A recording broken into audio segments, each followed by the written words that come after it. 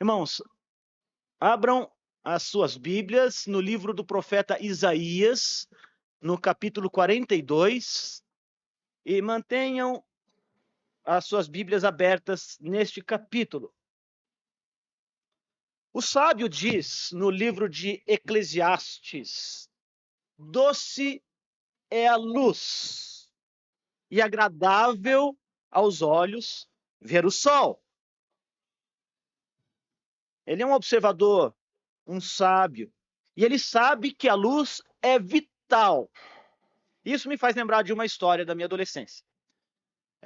Quando eu era adolescente, eu ia muito com o meu pai ali na represa da CESP, aqui nas nossas imediações de Paraibuna.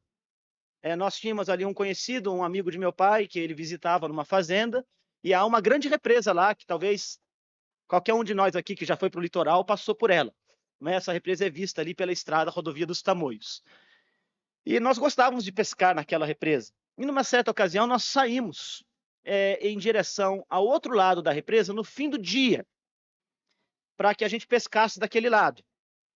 E quando a gente chegou na outra margem, já estava escurecendo, de modo que a gente foi perdendo um pouco o sentido da navegação. E a gente já não conseguia ver muito bem a outra margem, era uma noite muito escura. Mas a gente conseguiu finalmente chegar naquele ponto que nós almejávamos. Quando chegou lá, deu tudo errado. Para eu encurtar a história muito longa, né, a nossa pescaria foi frustrada, a gente verificou que o barco estava com um problema e não dava para a gente navegar de volta. Né, além do mais, eu não estava me sentindo muito bem e a gente, no meio da noite, resolveu voltar. Só que, como não era uma boa opção navegar de volta, a gente pensou, bom, a gente pode ir cercando, né, a represa pela mata. Então a gente entra naquela densa floresta.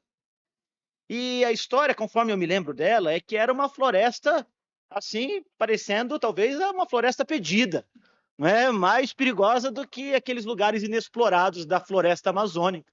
E a gente foi se embrenhando por meio daquela mata, tentando manter um pouco do curso ali da represa para a gente chegar no lugar da onde a gente tinha vindo. E a gente passou então horas e horas caminhando ali num lugar que era literalmente perigoso, porque haviam animais ali, a gente não sabia que tipo de animais, tem gato do mato por ali naquela região, não é? E além do o solo, ele era complicado da gente caminhar, raízes, pedras, obstáculos de todo tipo, e a gente não tinha nenhuma lanterna. Então eu me lembro desse trajeto todo como tendo sido um trajeto muito difícil, muito complicado. E finalmente, depois de algumas horas, a gente chega no local onde o carro estava estacionado, a gente entra no carro e vai embora. E foi assim. Muitos anos depois, quando eu recontei essa história, muitas para os meus filhos, né, à noite na floresta perigosa, né, aquele lugar terrível, lúgubre, onde a gente se arriscou gravemente para conseguir chegar do outro lado. Eu estava passando por Paraibuna, e aí eu resolvi entrar ali, lembrei, né, daquele tempo, falei assim, eu vou entrar aqui nessa estradinha, porque eu lembro que eu passava por ela. Aí eu cheguei exatamente no ponto onde a gente fez aquela aventura toda. E aí eu vi que, na verdade, não tinha floresta nenhuma. Era um matinho meio alto. Tinha umas arvorezinhas com umas moitas. Mais de 20 centímetros, eu sempre aumentava, né, a quilometragem. Estava com 100 quilômetros. Na verdade, provavelmente foi uns 4 quilômetros. Uma boa caminhada de 20 e poucos minutos, talvez 30 e poucos minutos, né, para quem caminha num bom ritmo. Mas eu estava vendo isso na luz do dia. Sabe, as coisas mudam quando a luz vem, não é? A perspectiva da gente muda. Aquela estrada difícil, lúgubre, complicada, cheia de obstáculos, quando ela foi iluminada pela luz do sol, mudou as coisas. Porque a luz faz isto. A luz, ela traz um tipo de clareza que muda a perspectiva da gente. Então, o nosso senso de dimensão, de distância, de altura, de lateralidade, não é, de profundidade, de sentido, é completamente alterado e de uma maneira muito positiva, preciso dizer, não é? Quando a gente tem a incidência de luz. Né? E isso a gente pode dizer que funciona tanto da maneira concreta, como foi a minha experiência, como de modo figurado também. É esta imagem da luz que ilumina trevas e que clareia o caminho e que pavimenta agora um caminho novo para a gente. que a gente consegue caminhar, onde a gente consegue ver que tem um senso de direção, é uma imagem muito presente nas Escrituras. A luz é uma das primeiras ordens que Deus deu na criação. O mundo era sem forma e vazio. Havia trevas sobre a terra e Deus disse: haja luz. E houve luz. E a luz então se torna alguma coisa muito vital para a nossa própria existência. A nossa vista depende de luz. Ela é essencial para a sua e para a minha visão. Os nossos olhos humanos, eles dependem da luz para perceber o mundo ao redor.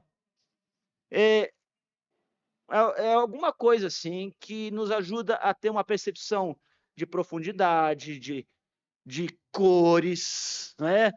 Quer dizer, a nossa retina ela tem algo que é fotossensível e que permita que a gente consiga discernir e interpretar as imagens que a gente recebe por meio da luz. E a luz ela se faz necessária para tudo mais, para a própria viabilidade da vida na Terra, a fotossíntese que ela faz nas plantas, não é? A relação circadiana que ela faz com os nossos relógios internos, não é? Nos nossos processos biológicos que nos ajudam a descansar e também a despertar, a nossa navegação, a nossa comunicação, a nossa saúde, bem-estar, enfim, até na arte e na estética, a luz cumpre um papel muito importante. E na Escritura a gente tem esta imagem da luz como sendo algo que Deus usa para fazer um contraste entre aquilo que vem de Deus e aquilo que está longe de Deus. Deus é luz nas Escrituras. A imagem da luz e das trevas é muito recorrente em toda a Bíblia. O inimigo de Deus, assim como a morte, representam as trevas. Agostinho, um pai da igreja lá do século IV, ele vai dizer que, na verdade, trevas é a completa ausência de luz. Como não há categorias suficientes ou adequadas para que a gente explique o que é a escuridão, ele vai explicar a escuridão como que sendo a completa ausência de luz. Nas Escrituras, a morte é representada pelas trevas. Em Jó, capítulo 10, verso 22, nós lemos que a morte é a terra da negridão, de profunda escuridade, terra da sombra e do caos, onde até a luz é tenebrosa. Os salmos trazem essa linguagem da luz como sendo algo que vem de Deus e que, irradiando sobre os homens, faz com que as trevas do coração humano desapareçam. Veja só o Salmo 18, 28, que vai dizer: porque fazes resplandecer a minha lâmpada. Senhor meu Deus, derrama luz sobre as minhas trevas. Ainda o salmista vai dizer no Salmo 27, o Senhor é a minha luz. Ele é a minha salvação, de quem terei medo. E a gente ainda lê em outro Salmo, 36, verso 9, pois em ti está o manancial da vida. Na tua luz, nós vemos a luz. E ainda o Salmo 118 e 27, de muitos outros, que os irmãos podem depois examinar. Dirá: o Senhor Deus é a nossa luz. Adornai a festa com os ramos até as pontas do altar. Esta imagem do contraste entre luz e trevas, que é muito recorrente nas Escrituras, é empregada também pelo profeta Isaías em muitas das suas profecias. Deus, quando se manifesta a Isaías, usa esta linguagem, esta metáfora, para fazer referência à realidade tanto da perdição do pecado, como da salvação que se manifestará por parte de Deus, a qual ele chama de luz. Por exemplo, no capítulo 9 de Isaías, nós lemos: o povo andava em trevas e viu grande luz. Capítulo 9, verso 2. E aos que viviam na região da sombra da morte, resplandeceu-se-lhes a luz.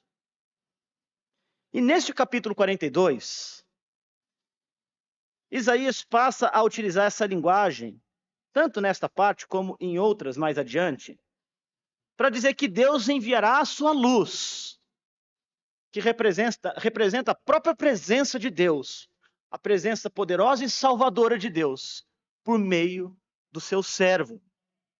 A parte que nós leremos aqui, os 10, 11 primeiros versos do capítulo 42, está neste que é o segundo livro dos 3 livros que compõem o livro de Isaías. E é o primeiro de 4 textos poéticos que nós temos nesta parte do livro de Isaías. Estes 4 textos encontram-se no capítulo 42, 49, 50 e 52 e 53. São textos que falam de modo muito claro, muito específico, sobre uma figura introduzida por Isaías, denominada de o servo do Senhor. Então nós vamos examinar o que Isaías, por meio da sua profecia, nos diz aqui. Atente para a leitura da Escritura, capítulo 42.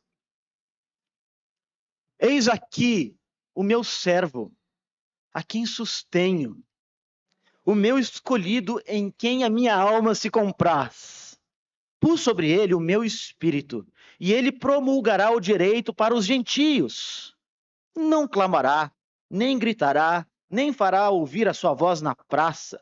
Não esmagará a cana quebrada, nem apagará a torcida que fumega. Em verdade, promulgará o direito. Não desanimará, nem se quebrará, até que ponha na terra o direito. E as terras do mar aguardarão a sua doutrina. Assim diz Deus, o Senhor, que criou os céus e a terra e os estendeu. Formou a terra e tudo quanto produz, que dá fôlego de vida ao povo que nela está e o espírito aos que andam nela. Eu, o Senhor, te chamei em justiça, tomar-te-ei pela mão e te guardarei e te farei mediador da aliança com o povo e luz para os gentios, para abrires os olhos aos cegos, para tirares da prisão o cativo e do cárcere os que jazem em trevas.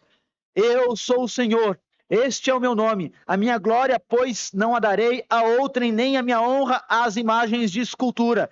Eis que as primeiras predições já se cumpriram, e novas coisas eu vos anuncio, e antes que sucedam, eu vou-las farei ouvir.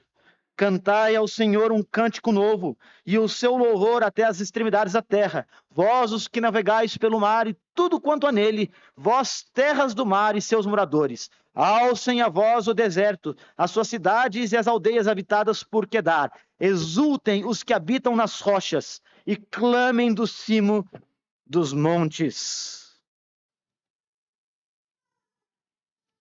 Muito bem. Então nós temos nas palavras do profeta Isaías a apresentação do servo do Senhor. E é precisamente com essas palavras que ele inicia esta profecia. Eis aqui o meu servo.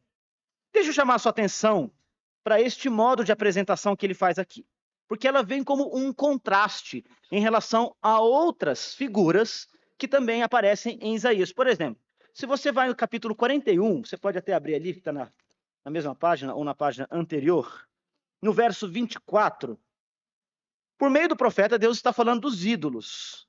Veja que ele usa aqui a mesma expressão. Eis que sois menos do que nada, e menos do que nada é o que fazeis. A abominação é quem vos escolhe. Agora veja o verso 29, mais uma vez. Eis que todos são nada. Está falando dos ídolos. As suas obras são coisa nenhuma, e as suas imagens de fundição, vento e vácuo. Agora veja. Eis que não são nada os ídolos. Eis que aquilo que eles fazem não representa nada. Eis aqui o meu servo. Você percebe o contraste? É como se Deus, por meio do profeta, estivesse dizendo assim: agora sim, deixa eu mostrar para vocês algo que vale a pena contemplar, algo para o que o olhar de vocês deve se voltar, algo para o que o ouvido de vocês deve se inclinar. Eis aqui o meu servo. Deixa eu mostrar para vocês o meu servo, e vocês mesmos haverão de compará-lo com tudo mais que aí existem. Vocês, povo de Deus mesmo, têm servido outros deuses. Eles são falsos, eles não existem, eles não são nada. Mas eis aqui o meu servo. Os povos pagãos vizinhos do povo de Deus, de Israel, têm servido outros deuses. Eles não são nada, eles não existem. Eles são vento e vácuo, mas eis aqui o meu servo. Deus apresenta o seu servo. E aqui, meus irmãos, e eu quero chamar a atenção de vocês para isto, ele nos dirá quem é o servo dele. Ele nos dirá o que o servo dele fará.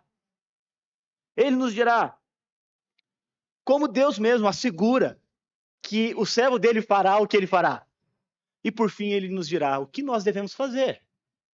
Quem é o servo dele? O que ele fará? Como Deus assegura que ele fará o que fará?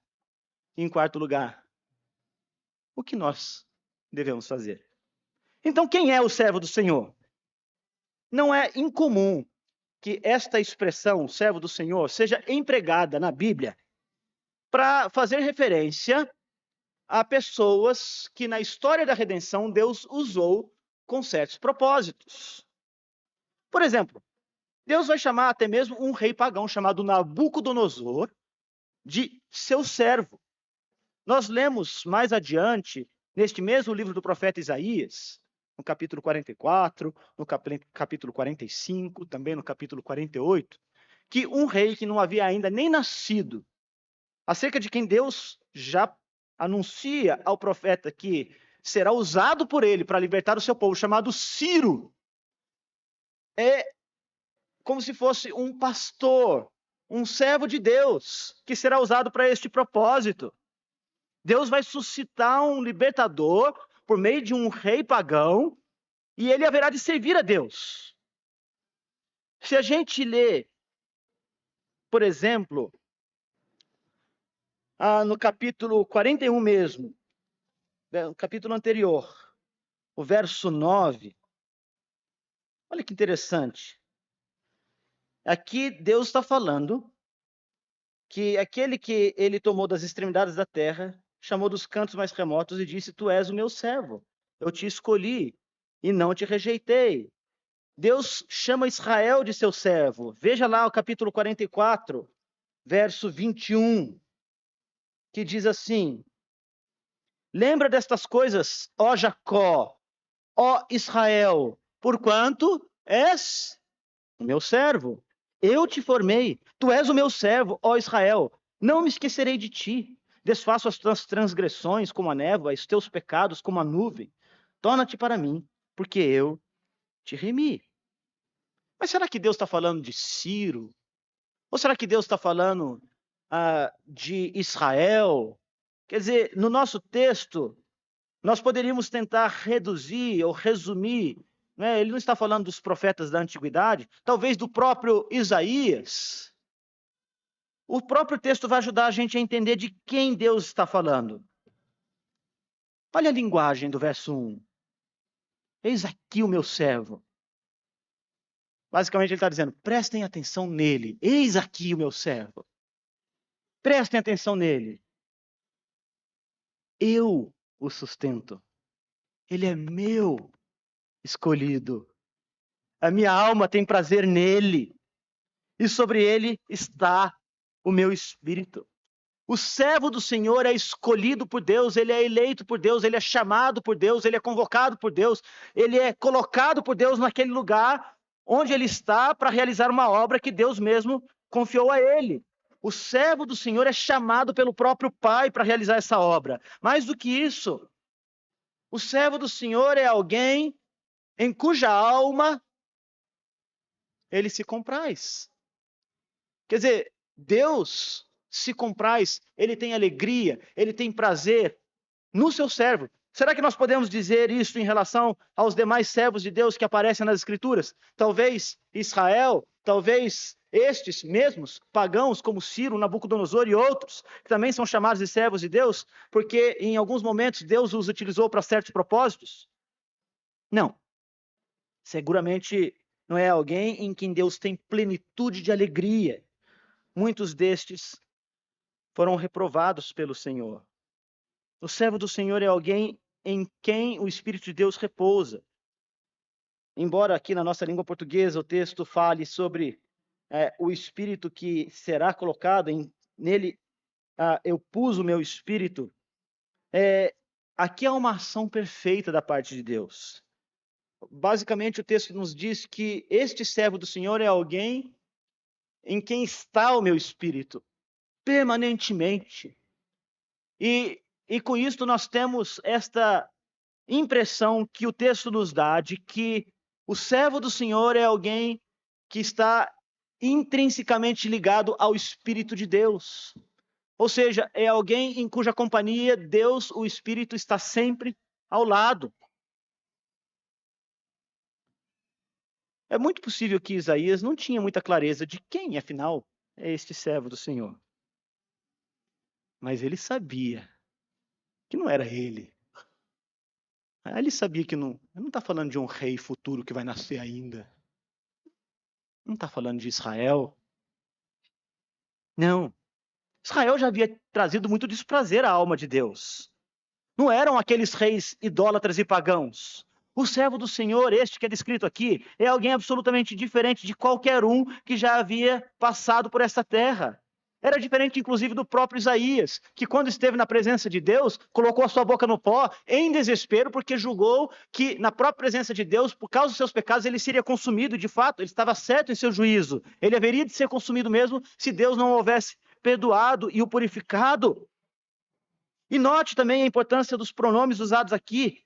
É o meu servo, o meu escolhido, eu o sustento. A minha alma tem prazer nele, nele está o meu espírito. Este servo goza da presença permanente de Deus. O servo do Senhor é messiânico. É uma promessa messiânica, futura, para os leitores de Isaías, para aqueles que algumas décadas depois estariam presos, cativos, numa terra distante, para que eles soubessem que Deus haveria de suscitar um servo que vem da parte dele, que haveria de trazer libertação para o seu povo. Ele só podia ser o Messias prometido. E Deus aqui chama a atenção do seu povo, que jaz nas trevas. Ei-lo aqui, eis aqui o meu servo. Voltem o seu olhar para ele, vejam-no, contemplem-no, ouçam-no, cantem ao meu servo, porque é assim que ele vai concluir essa sessão. Eis aqui o meu servo. O servo do Senhor é alguém completamente distinto de qualquer outro servo do Senhor que tenha passado pela terra. E o que vai fazer o servo do Senhor? O texto vai dizer para a gente. Ele promulgará o direito para os gentios. Presta atenção. Veja novamente o verso 3. Ele promulgará o direito em verdade. Finalzinho do verso 3. Veja o verso 4. Ele vai colocar o direito sobre a terra. Todos aguardarão a doutrina. Veja o verso 6. Ele foi chamado em justiça e é o mediador da aliança. Você percebe? Nenhum outro servo do Senhor tem a autoridade da qual este servo do Senhor foi dotado, de estabelecer a justiça, de estabelecer a verdade. Mais do que isso, porque ele promulgará essa justiça em verdade, isso significa que a justiça é um atributo deste servo do Senhor. Não lhe falta a palavra justa, não lhe falta o juízo justo. Aquilo que ele faz é verdadeiro. Em verdade, ele promulgará o direito. Quer dizer, em fidelidade, ele promulgará o direito. As suas palavras, as suas ações são absolutamente retas. Não há nada que venha dele que tenha pesos e medidas impróprios ou diferentes. A justiça que vem da parte do servo do Senhor é uma justiça que vai além da justiça dos homens, porque a justiça dos homens disse a respeito dela que além de cega é falha. E o atributo da cegueira que a justiça dos homens tem é para que nisto a noção de imparcialidade seja transmitida. Por isso ela tem uma espada e uma venda sobre os olhos. Mas sabe de uma coisa, gente? A justiça de Deus não é cega, não. A nossa justiça dos homens, ela precisa necessariamente ser cega, para que pelo menos algum princípio de equidade se estabeleça. Mas a justiça de Deus não é cega. Ela não pode ser cega. Porque Deus enxerga muito além do que os homens são capazes de enxergar. Muito além do que a nossa justiça é capaz de alcançar. Deus enxerga o coração dos homens. Deus enxerga as intenções dos homens. E essa vista toda pervasiva de Deus, que sabe de todos os atos, de todos os homens, de todos os seus pensamentos, ela aponta para o absoluto fracasso moral de toda a humanidade. E quando a gente entende o senso de justiça que o próprio profeta Isaías transmite aqui para a gente, ele, na verdade, condena Israel porque prevaricou, tendo sucumbido à idolatria dos povos pagãos, e condena todos os gentios, porque estes se afastaram e se alienaram de Deus. Eles nem sequer conheciam a Deus. Eles prestavam culto a entidades demoníacas que, de alguma maneira, eram representadas por estátuas de madeira e de ferro e que o Senhor abominava. E esse tema, então, da idolatria maldosa, estúpida, ignorante e insolente dos homens é algo muito recorrente aqui no livro de Isaías, porque tanto o povo dele como os povos de toda a terra, de alguma maneira, haviam fracassado em reconhecer que Deus é o seu Criador e voltaram-se para esses ídolos.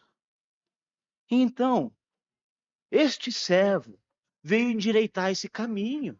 Ele veio trazer literalmente luz para essas trevas do coração dos homens. Esse servo veio para lançar a luz no meio dos gentios, desses povos pagãos, e no meio do seu próprio povo. As trevas da rebeldia contra Deus, as trevas da ignorância sobre quem Deus é, as trevas da ilusão de autonomia que o ser humano deseja ter, as trevas da loucura da idolatria. Elas todas seriam erradicadas pela luz que vem deste servo do Senhor. As trevas da inimizade entre os homens. Porque os homens se fazem inimigos uns dos outros. E eles então se odeiam e se mordem e fazem guerras e se separam e se alienam uns dos outros. As trevas da morte, as trevas do egoísmo humano, elas encontrariam o seu fim pela luz do servo do Senhor. Os corações entenebrecidos pelas trevas seriam iluminados pela luz do servo do Senhor. Deus fez uma aliança consigo mesmo. E aqui o profeta Isaías lembra dessa aliança. E ele vai dizer que este servo é alguém que se coloca como mediador da aliança. Quer dizer, ele se coloca como alguém que pode representar a parte do próprio Deus, porque ele vem da parte de Deus, o Espírito de Deus está sobre ele, ele é o escolhido de Deus para isto, mas ele também pode se colocar do lado dos homens pecadores.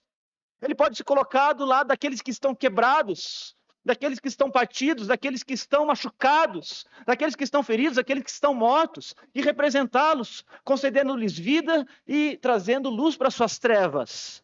Como mediador desta aliança, ele traz aqueles homens mortos e quebrados para junto de Deus.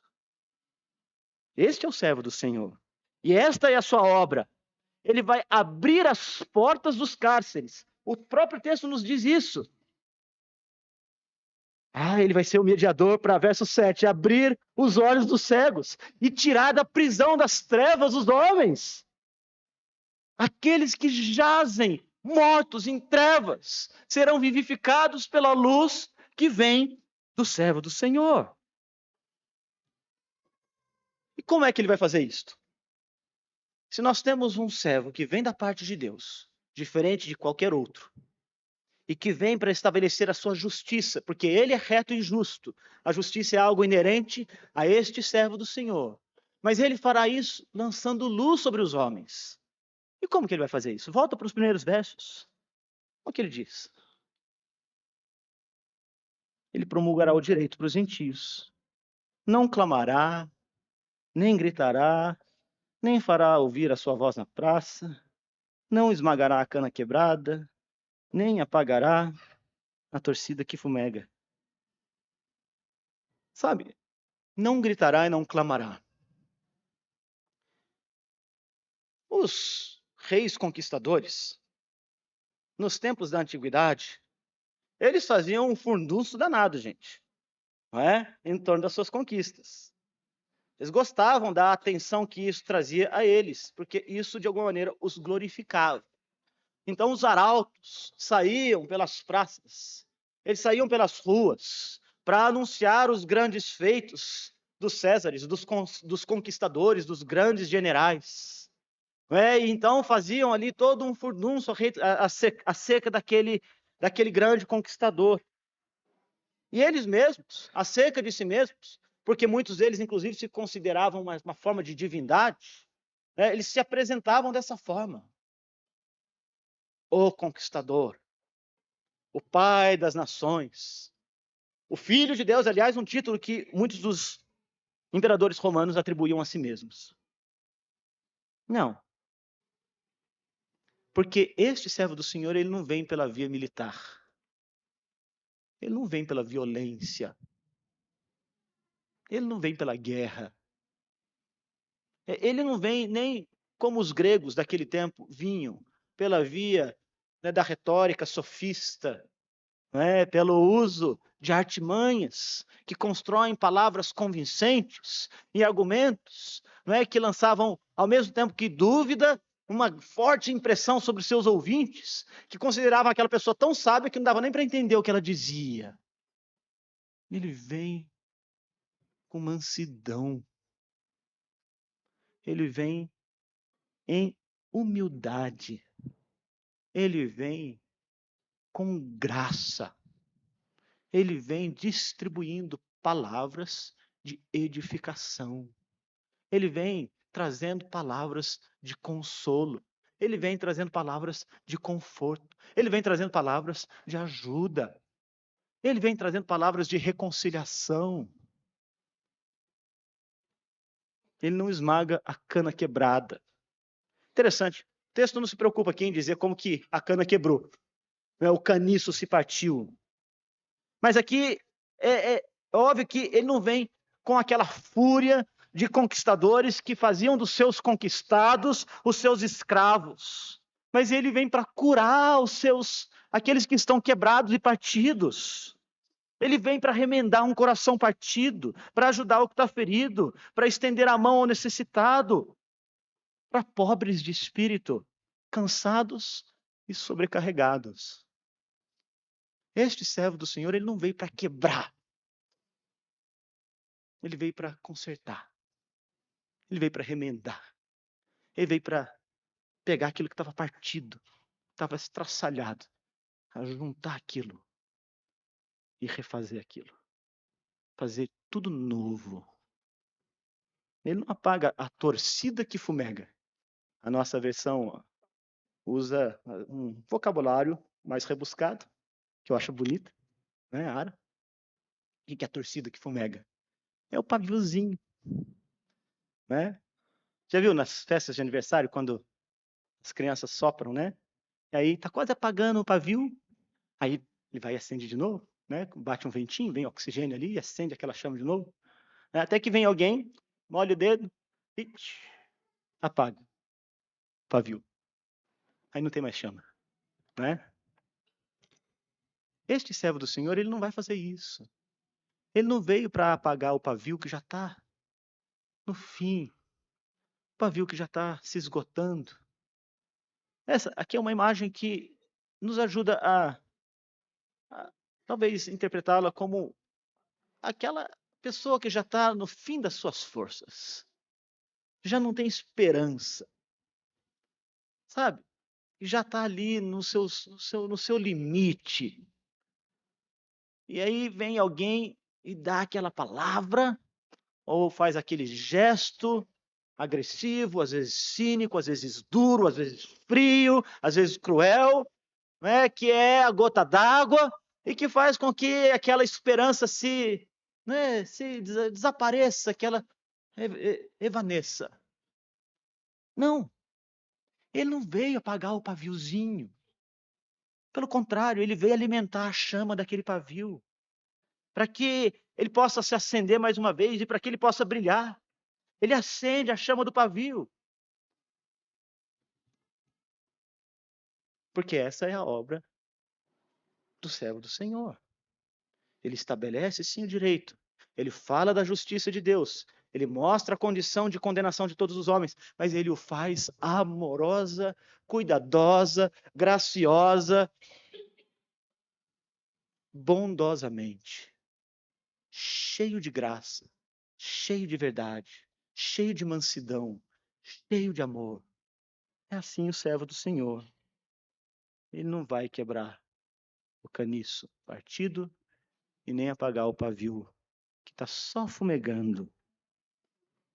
E tem uma outra coisa sobre este servo, que é importante. Isaías quer que a gente saiba disso. Ele vai até o fim. Ele vai até o fim. Ele não esmorece. Ele não desanima. Ele não volta atrás.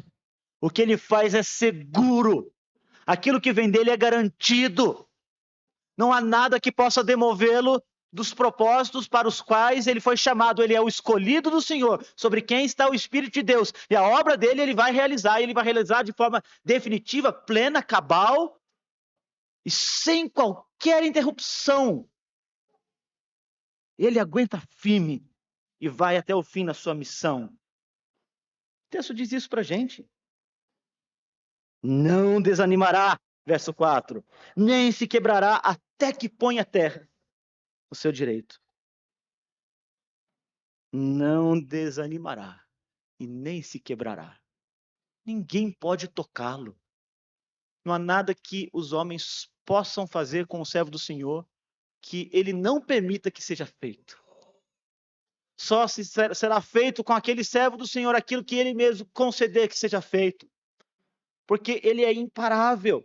Ele é uma força que é absoluta. E é absolutamente também inamovível nos seus propósitos. Nada pode demovê-lo daquilo que ele veio realizar.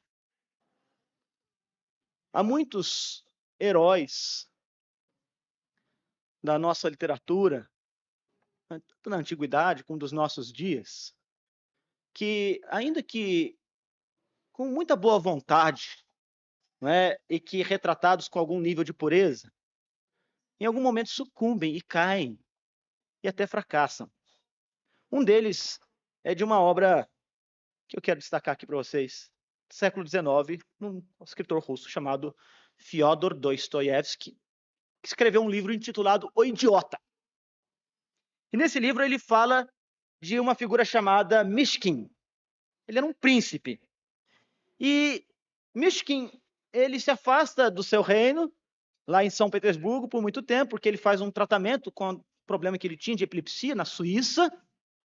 E quando ele volta para sua terra, para São Petersburgo, a sua chegada causa muita comoção, tanto na sua família, como na sociedade ao seu redor. As coisas mudaram muito desde quando ele partiu.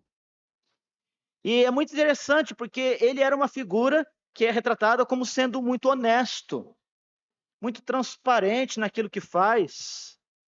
Não é? Ele não estava afeito às manipulações e maquinações malvadas dos homens, e ele tenta ajudar as pessoas. Alguns personagens que cruzam com ele são pessoas que ele tenta ajudar. E algumas dessas pessoas, interessantemente, elas representam aspectos diferentes dos dilemas morais daquele próprio tempo.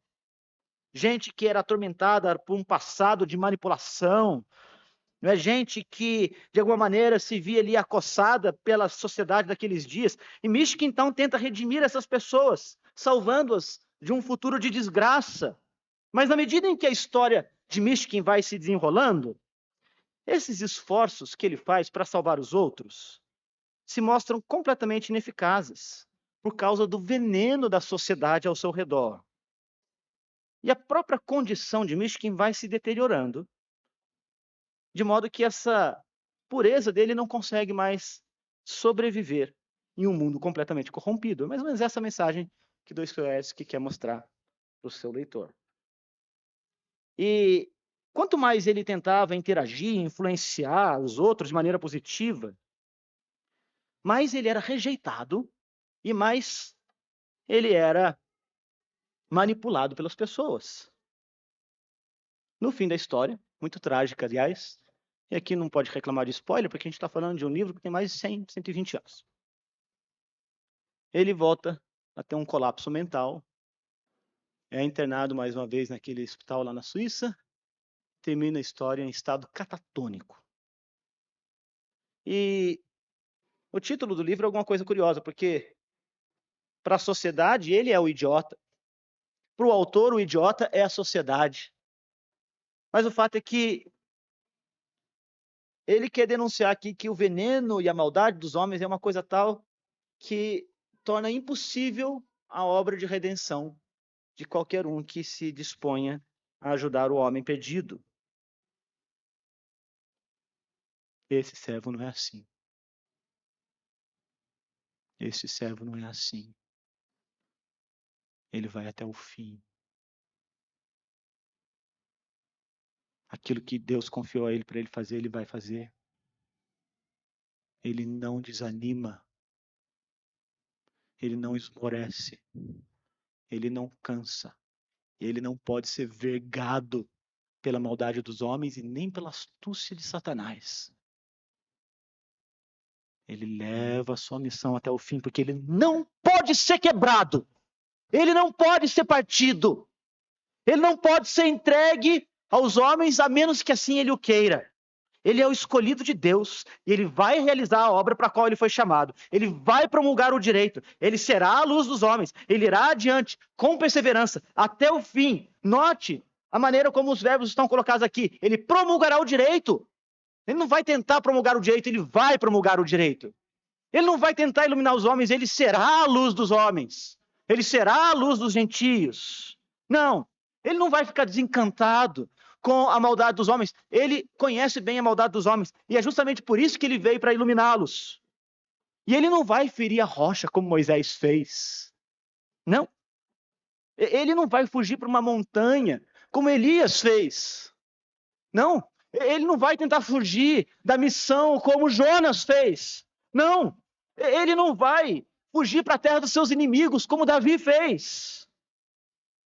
Ele é maior do que todos estes outros servos de Deus, porque ele vai até o fim. E sabe quem assegura isso? Em terceiro lugar, é Deus mesmo. Aqui nós temos um texto trinitário. Ele é meu servo. Eu o sustenho. Pai falando do seu servo. Quem é este servo? Meu espírito está sobre ele. Então você vê, Pai e o Espírito estão unidos a este servo. Não tem jeito. É o Pai e o Espírito mesmo que asseguram que este servo vai cumprir a sua obra. E o texto no verso 6 diz: eu te chamei em justiça, tomar-te-ei pela mão, eu te guardarei. O Pai está dizendo: eu vou ficar com meu servo o tempo todo. Eu vou levá-lo pela mão o tempo todo. O verso 5 diz: assim diz o Senhor. E ele vai evocar o seu poder como criador. O Deus que criou todas as coisas. O Deus quem dá a respiração e tudo mais para os homens. É ele quem coloca sobre toda a face da terra o Espírito nos homens para que eles tenham vida. Verso 5 está dizendo isso. E sou eu que estou dizendo isso, o Pai diz. Sou eu quem estou dizendo isto, que meu servo fará todas estas coisas. Deus está dizendo assim: eu sou o Todo-Poderoso, o Criador. E eu sempre cumpro minha palavra. Olha o verso 9. As primeiras predições já se cumpriram. E agora eu anuncio coisas novas a vocês. O Deus Criador, que leva pelas mãos o seu servo, que está com o Espírito de Deus, ele já comprometeu e já cumpriu. E diante desta notícia, anunciada por Isaías, os homens de toda a face da terra são convidados a cantar. Verso 10. Cantai ao Senhor um cântico novo. Todas as terras, o povo de Quedar, os filhos de Edom, os árabes, inimigos naturais do povo de Deus, aliás, povo judeu pelo menos. As ilhas mais longínquas. A geografia daqueles dias não podia chegar tão longe como a nossa, mas as ilhas normalmente representam terras distantes, povos não alcançados, pessoas que nunca ouviram falar do Deus Criador. Eles cantarão para este servo. Eles celebrarão esta vitória que Deus concede por meio do servo que ilumina todos os homens. O texto segue dizendo que Deus vem como um valente, ele vem com poder, ele vem para todos os povos, e por isso ele diz: cantem, cantem, celebrem, recebam a salvação. E a Escritura vai testemunhar para a gente. Embora Isaías talvez não tivesse essa clareza, nós temos que o servo do Senhor veio. Abra sua Bíblia em João capítulo 1, versos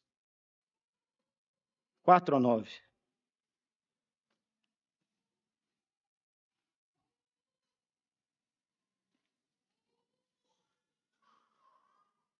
E a vida estava nele, e a vida era a luz dos homens.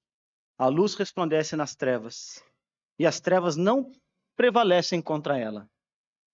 Houve um homem enviado por Deus, cujo nome era João.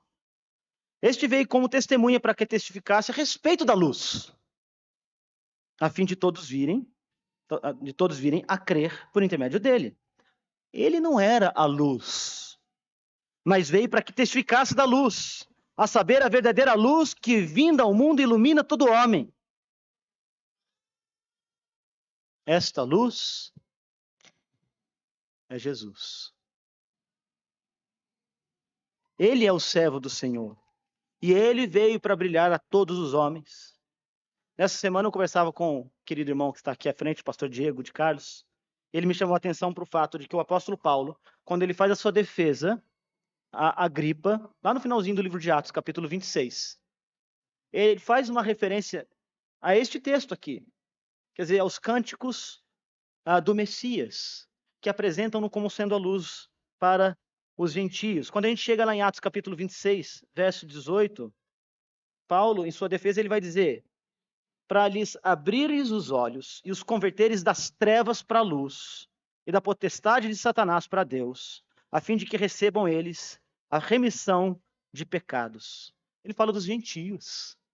Paulo está falando dos gentios, e aqui ele faz uma referência direta a Isaías. Ele segue dizendo, naquela mesma defesa dele, nos versos 22 e 23 de Atos, capítulo 26, que alcançando o socorro de Deus, permaneço até o dia de hoje, dando testemunho, tanto a pequenos como a grandes, nada dizendo, senão aquilo que os profetas e Moisés disseram, isto é, que Cristo haveria de padecer, sendo o primeiro da ressurreição dos mortos, a anunciar luz para os gentios. Irmãos, irmãs, Deus cumpriu sua palavra. Ele mandou a luz por meio de Jesus, para que todo o seu povo brilhe essa luz. Você que está aqui é povo de Deus, você é chamado para brilhar a luz de Cristo. Vós sois a luz do mundo. Nós não temos luz própria, mas a nossa luz vem de Jesus, que ilumina os homens, que promulga o direito, que estabelece a justiça por meio da sua obra, para que possamos nós refletir essa luz. E eu queria concluir com alguns pensamentos finais. Eis o Senhor. Jesus Cristo é o servo de Deus. Isso significa que a glória e a luz é dele, não é nossa. Nós temos a tendência de trazer muita atenção para nós mesmos. Nós somos um bicho assim meio egoísta, egocêntricos. Nós colocamos o eu no centro. Uma vez eu ouvi o Dr. Carson, acho que até aqui na nossa igreja, né, usando uma ilustração mais interessante, que ele diz assim: quando a gente vê uma foto de formatura com várias pessoas, qual é a primeira pessoa que a gente procura lá? Quando você vê uma foto antiga que você sabe que você está nela, qual a primeira pessoa que você procura? É claro que a gente gosta de ver os amigos da gente. Não, olha só o fulano, poxa, agora ele engordou, nossa, agora tá careca, nossa, né? Mas a gente vai lá e procura a gente, né? Porque a gente tem a tendência de trazer o foco das coisas para nós mesmos. Mas, gente, na Escritura, nós aprendemos que nós, seres humanos, nós não estamos no palco da história, nós somos a plateia. Quem está no palco é Deus, é a glória dele que nós viemos e fomos chamados a, a nos deslumbrar e nos maravilhar com ela. A questão é que é preciso que primeiro ele abra os nossos olhos, que ele abra os nossos ouvidos para que possamos ouvir aquilo que vem dele, contemplar a beleza dele e glorificar Cristo, Pai, Espírito. Ele está no centro da história. Então, quando a gente, inclusive aqui, eu posso dizer, no nosso contexto de vida, como comunidade, como igreja, tenta chamar atenção demais para nós mesmos. E às vezes disputamos por espaços, e às vezes disputamos, né, validação, queremos a validação dos outros, e nós queremos, né, o reconhecimento público das pessoas, e nos sentimos às vezes chateados quando esse reconhecimento não vem, é porque a gente esquece que é o Senhor quem está sendo apresentado. Eis aqui o meu servo. Volta o seu olhar para ele somente, glorifica Cristo somente, contemple o servo do Senhor. E ele vai dizer, compare o servo com tudo que há nesse mundo. Ele vai comparar aqui com os deuses falsos. Lembra? Os versos 24 e 29 do capítulo 41. Eis que não são nada. Eis que são vento e pó. São vento e vácuo. Mas aqui está o meu servo. Olha que diferença. E com isso, nós, povo que segue o servo, somos todos convidados a imitar o servo, a servir como servo. Isso significa que a nossa palavra precisa ser boa, mansa, humilde. Não é para torcer o caniço quebrado, né? Sabe, às vezes o caniço está quebrado porque o caniço se quebrou, né? E a gente, com a justiça própria da gente, falou assim, tá vendo? Quebrou. Sabia que ia quebrar. Ele tá assim porque mereceu, não é? E a gente, às vezes, quer expressar essa justiça própria para a própria pessoa que está sofrendo ali com as consequências, talvez, dos seus maus atos. E às vezes a igreja é uma comunidade que é capaz de atos assim, às vezes um tanto cruéis, né? Porque nós temos a retidão de Deus para a qual nós somos chamados, né, a viver e que nós devemos contemplar com alegria, né? E usamos isso como uma maneira de usamos a justiça como um jeito de machucar e ferir. Não é para esmagar a cana quebrada, não é para apagar a chama de um pavio que está só fumegando. Se nós somos servos do servo do Senhor, nós precisamos agir como servo do Senhor. Imitar o servo do Senhor nas nossas palavras, nos nossos gestos. E exaltar o servo do Senhor, voltando a nossa atenção somente para Ele. Ainda um segundo ponto que eu quero destacar para os irmãos. O Senhor disse que Ele não vai compartilhar a glória dele com ninguém, verso 8. Eu sou o Senhor, este é o meu nome. A minha glória eu não darei para mais ninguém, nem a minha honra para imagens de escultura. Que loucura ele está dizendo. Vocês acharem que isso representa quem eu sou. Deus não aceita dividir a glória dele com ninguém. Deus não aceita dividir a glória dele nem com ídolos falsos e nem conosco. E aqui eu volto para o meu primeiro ponto. Quando muitas vezes nós nos alteamos, nos exaltamos uns sobre os outros, e até mesmo no nosso serviço, nos julgando superiores uns aos outros. A gente precisa lembrar que a glória é de Deus e dele somente, e que ele não vai compartilhá-la com nada e nem com ninguém. Quanto aos ídolos, eles são, na verdade, um grande insulto contra Deus, porque nós despojamos Deus da divindade dele. E temos suficiente revelação para saber que Deus é o Criador, porque o apóstolo Paulo nos ensina isso. Um autor chamado Bill vai dizer que a idolatria é aquilo ao que nós nos apegamos de todo o nosso coração,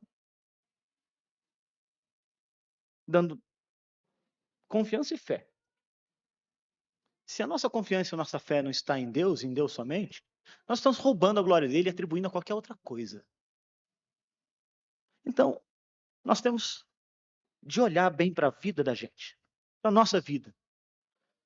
E nós temos de nos perguntar: a quem eu estou glorificando? Ao servo que veio me salvar? Ou a mim mesmo? Ou aos ídolos? Onde eu coloco a minha fé e a minha confiança? Onde eu coloco a minha esperança? Lembra que o nosso caminho é um caminho semelhante àquela estrada que eu segui na madrugada. Escuro. A gente está tateando. A gente precisa de uma luz que não é nossa, que vem de cima, que vem de fora. Então atente bem para onde você está devotando o seu coração, a sua atenção, suas emoções, seus desejos, os seus anelos. Se é para o Senhor, o servo de Deus, ou se você rouba a glória dele, atribuindo ou entregando a sua esperança e o seu coração e a sua fé a qualquer outra coisa que não seja o servo do Senhor. Ainda, você pode confiar no Senhor. Quando tudo mais falha, gente, quando as pessoas mais bem intencionadas, como o príncipe Mishkin, falham, porque a gente vive num tempo cínico em que a gente sabe que não pode confiar na justiça.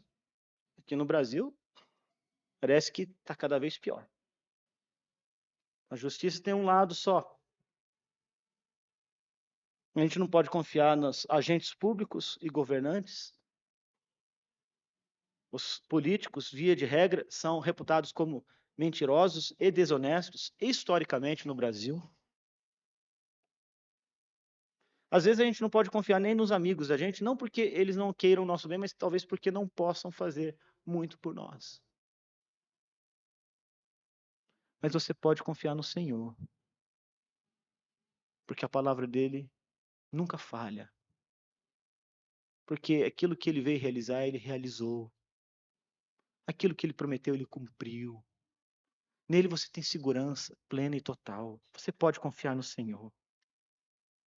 E por isso, você é chamado a cantar. Você é chamado a celebrar. Você é chamado a adorar. Você é chamado a cultuar. Que ele te abençoe. O servo do Senhor brilhe na sua luz, na sua vida e na minha. Para a glória dele mesmo. Amém. Vamos orar. Senhor, nós te bendizemos nesta manhã por Jesus Cristo, a luz do mundo, o servo do Senhor. Que toda a glória seja dele,